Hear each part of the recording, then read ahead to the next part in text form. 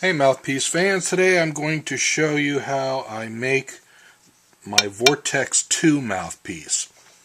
They start out with machine blanks that I get from Carlo Addi in Italy. I got these about 3 years ago, a bunch of them. They come all machined the same, and it's what I use to make the Vortex and the Vortex 2 mouthpiece. These came out, I got these before he started selling his Python. So they're come off, the same process that makes that. In fact, his Python, I just had one in here to reface and change a tip opening on. And the Python, he doesn't do a lot of finishing to it. So his Python kind of looks nicely machined, just not sanded down to the level that I've taken my Vortex and Vortex 2. Off the machine, he gets a little smoother finish than it's on here, so I have to spend some time on that. But I'm going to show you all the steps that I go through to convert this into the Vortex 2.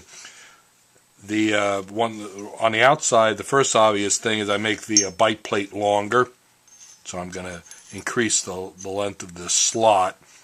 If I was making a ton more of these, I'd have him machine the slot bigger for me.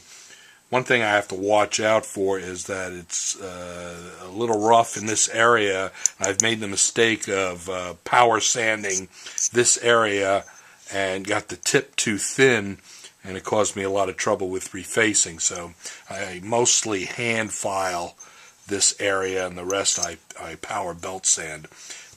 Most of the work, though, that I'll be dealing with is on the inside. This is, if I finish this as a original Vortex, I don't do much other than smooth out the rough edges. But for the Vortex 2, I have to change the chamber, so it's quite a bit more work. This is very noticeable bullet chamber and a high baffle, and there is a throat constriction here. I'm not sure I can show that to you, but it has a back bore when you look down it, and there is a ring visible inside it right about here because the bullet chamber is smaller than the shank bore, so you see a back bore. I take all that out with my high-speed rotary tool, and then I smooth out this edge and convert it into something that's closer to like a Lawton P plain chamber, very streamlined and contoured. And I thin out the side walls. Some of that's by hand, some of that's by power tools. I usually work on the interior before the exterior, so that's what we're going to do. So before I go into the other shop, I'll start, like I said I would, doing a little bit of hand filing here, where I have a little bit more control. And the reason I'm making a couple more of these is I've sold out of the 110 tip opening, so I'm going to make a couple of 110s, and I have like a 114 and a 105 here, but nothing in between.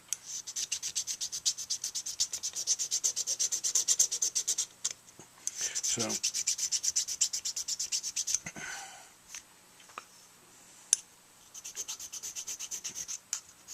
these blanks come off the machine close to a 105 tip opening, so that's the least amount of work. Is if I stay at 105, going up to 110, I can open the tip up a little bit. But when I go up to much larger sizes, I actually have to tilt the table because there's not enough material up here. So I'll even rough that out on the belt sander, and then face that flat again. It's a lot of work, but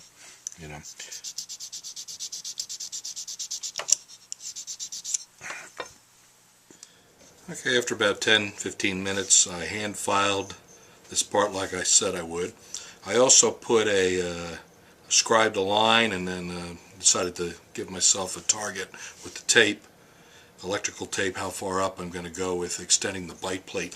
I overstated the back bore on these. You know, it has the spiral fluted chamber in this area. Then after that, it's just a very subtle constriction really here, but I do take that out as part of the chamber work.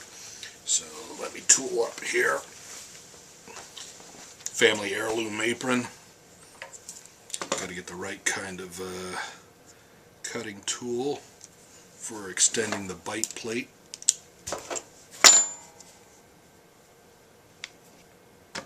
I like to use this cylindrical, short cylindrical device, burr as I call it. This is a foot operated variable speed, and that tape looked just slightly, well, that's a guideline.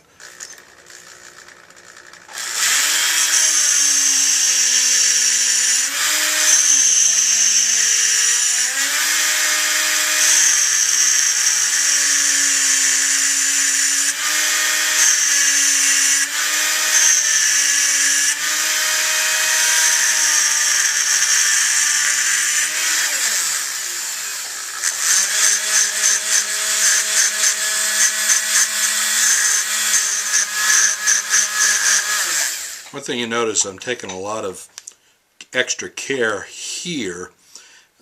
Working with high-speed rotary tools, they have a tendency, once in a while, if you're not careful, they grab onto a corner here, and then they shoot away from you because of the way they're spinning. So I still get caught every once in a while, but I'm trying to be careful.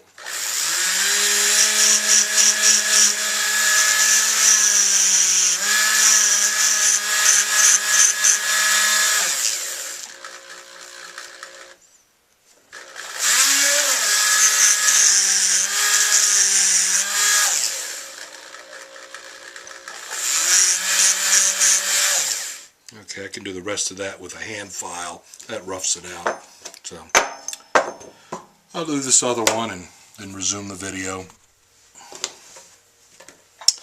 Okay, got them both done. Now it's time to, this is my main workhorse. It's a little longer cylinder with a round nose.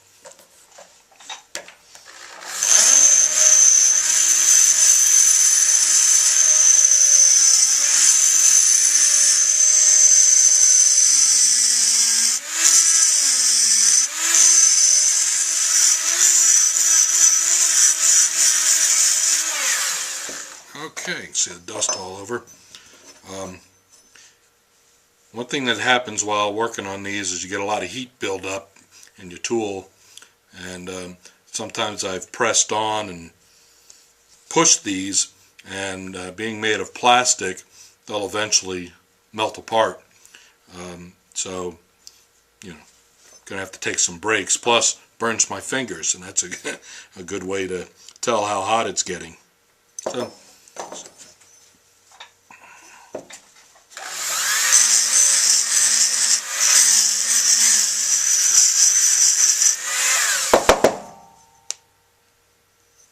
A fair amount of material that needs to be taken off underneath, undercut.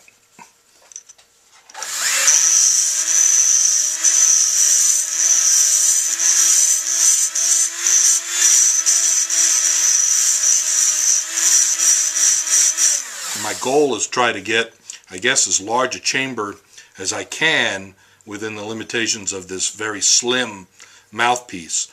I do leave some bit of an arch to the baffle that could be made even lower than what I'm doing, but I like the slight arch.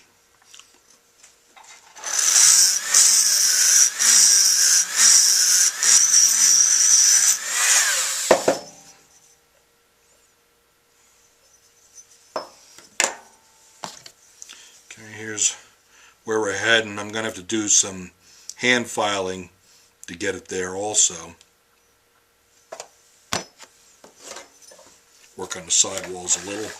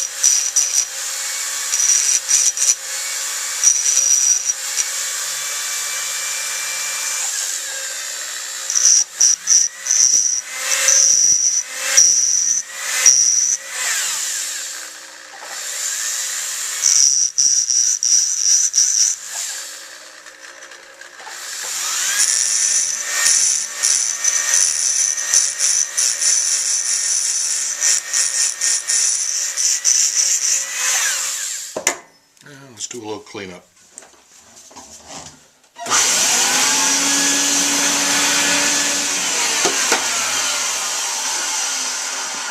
Okay, I'm going to switch to another tool shape.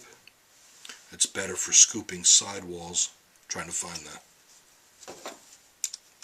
hold a lock chuck here.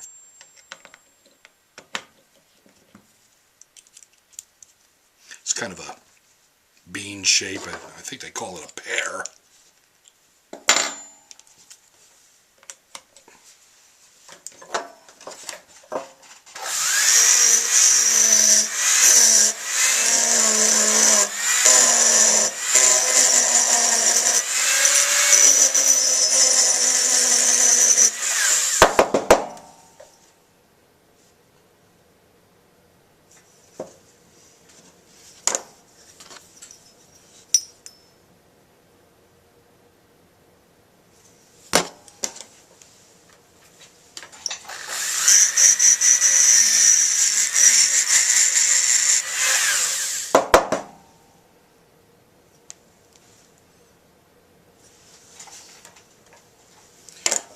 Okay, some of this I want to do a little closer to the chest.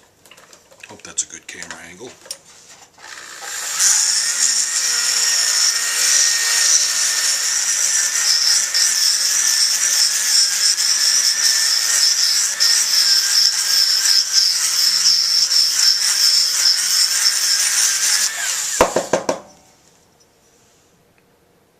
Oh yeah, that's looking a lot better.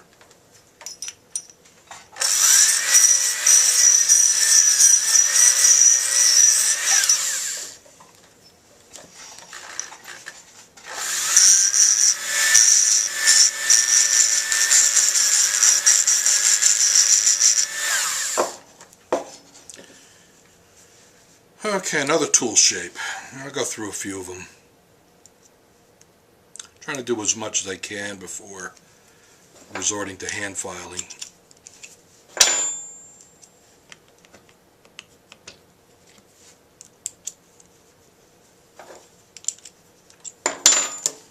So pointed with a curve to it. It's good for getting into corners, tight corners.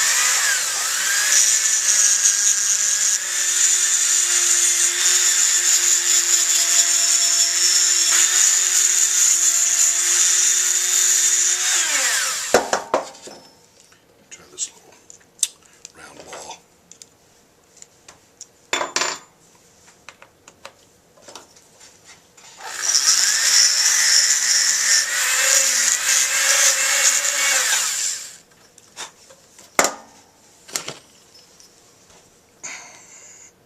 Okay, that's where we're at.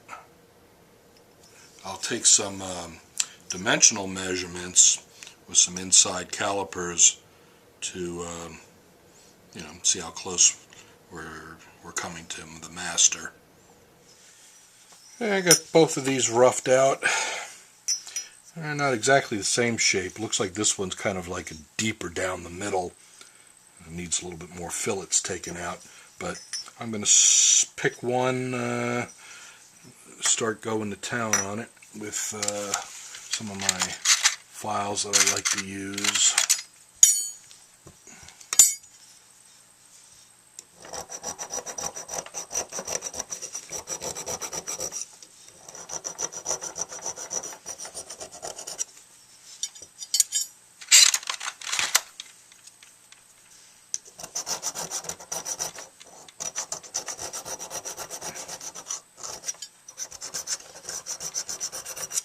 After a little bit of filing, you'll see where your high and low spots are, because the high spots are getting cleaned up by the file, the low spots are below it.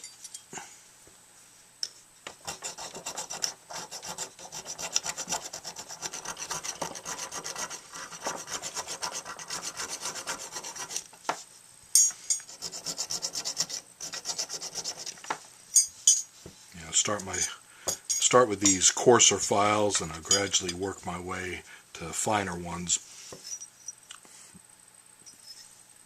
You can see it's already a lot closer This may even be a little bigger, a little lower than that.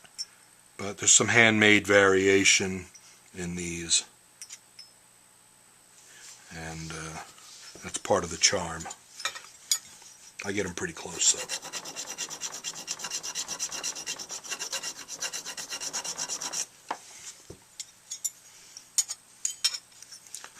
So yeah, just have one little low spot right there.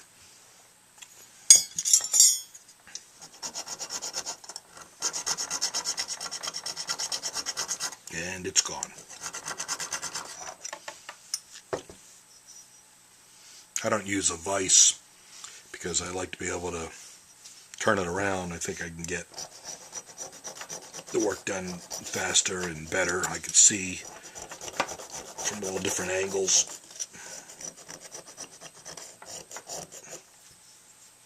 A little rough on the side walls. Low spots, you know.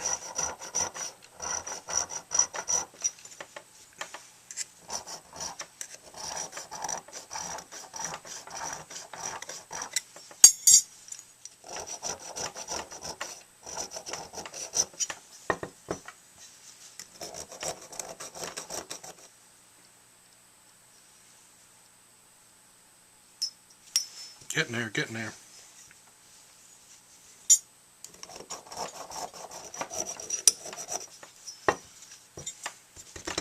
Okay, let's take a spot check measurement. Not that I'm going to do a whole lot with it. Let's check width of the interior roughly across there inside the window U. So that's a telescoping bore gauge. Then you take your calipers, you say, well, that's 585. Or, without measuring, you can just go right to the other one to figure out if it's looser or tighter. It's a little looser on this side. Not by a ton, but just to give you an idea of the variation. 585 becomes 591. So that ain't much. I thought it'd be more than that. That's 6,000s. And it depends on where I put it, but I was kind of trying to fish around for a spot that was, you know, the maximum at that point. And it depends whether how much it's in and out, but it's just kind of a spot check. I can also go up and down, you know, with these. The baffle shape I will at least document, and I do that with this dial gauge. You've seen me do this on other videos, and I measure, you know, I put a reference point on the mouthpiece and I have a grid of certain spots. I like to take measurements, and I can take the depth from the table at different spots along there, so I can check for consistency that way.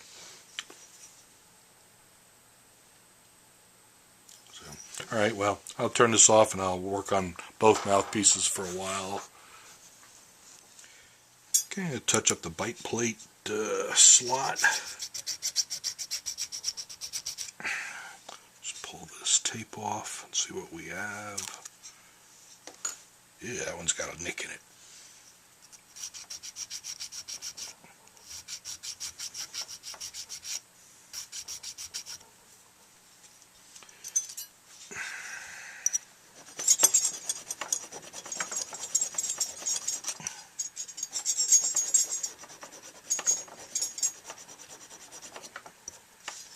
Cleaned up pretty good. Maybe I'll put a little slight chamfer on it.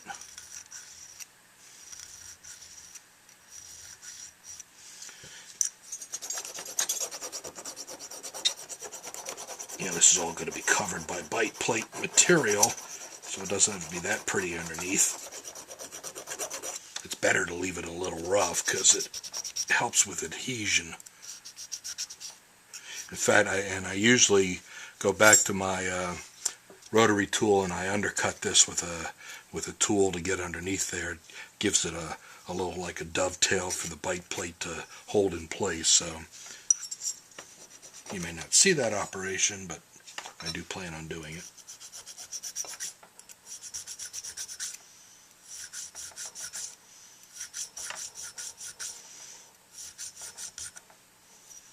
and I guess when I sand the outside, it'll take off the rest of that nick.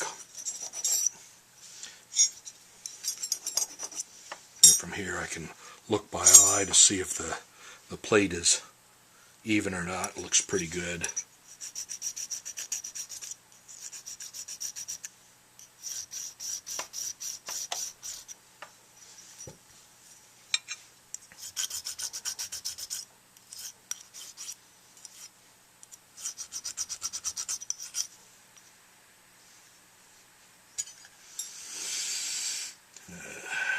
Get so many files, you have trouble finding which one you want.